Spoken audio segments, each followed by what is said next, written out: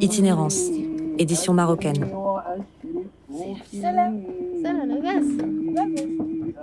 Épisode 1, prémisse. Tu peux me réexpliquer la différence entre amazigh et berbère? Ok. En tout cas, pour moi, c'est pareil. Lui, c'est Jamal, notre médiateur au Maroc. La plupart des Amazirs, elles sont nomades, donc voilà. Il explique qui est l'amazigh, littéralement l'homme libre. C'est celui qui ne croit pas aux frontières, un nomade. Les Grecs et les Romains lui avaient donné le nom de berbère, celui dont on ne comprend pas la langue. Deux termes aux étymologies bien différentes, qui désignent pourtant les mêmes peuples.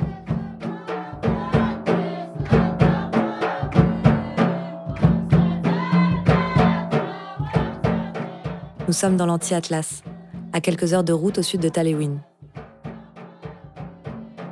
Ici, des femmes pratiquent encore une technique ancestrale de filage et de tissage de la laine, assortie d'une coloration à base de plantes tinctoriales qui révèlent des motifs orangés empreints de spiritualité.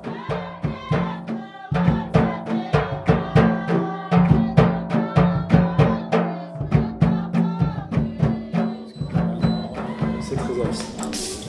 L'appartement témoin, qui est notre réserve visitable. À 2000 km de là, le MUSEM a ouvert les portes de ses archives aux étudiants de l'Académie de mode de Casablanca. Pour tous les publics, l'après-midi du premier mardi du mois, le public de cet espace-là qui justement est conçu un peu. Pour cette édition marocaine, les élèves ont été invités à travailler sur la notion de mariage traditionnel, en s'inspirant d'une sélection d'objets issus des collections du musée marseillais. Un peu plus ouverte que nous. Allez Fatma, allez Fatma, oui. Entre modernité et tradition, le Maroc s'affranchit aussi des frontières temporelles et puise dans son héritage pour nourrir ses ambitions d'ouverture vers l'international.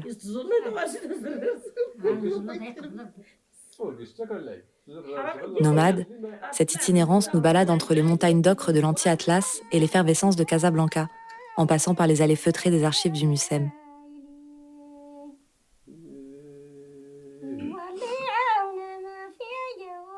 Un voyage en 3 étapes pour présenter ces savoir-faire uniques et les artisanes qui les détiennent, ponctués par les témoignages et les analyses de conservateurs, d'entrepreneurs, d'associations ou d'enseignants.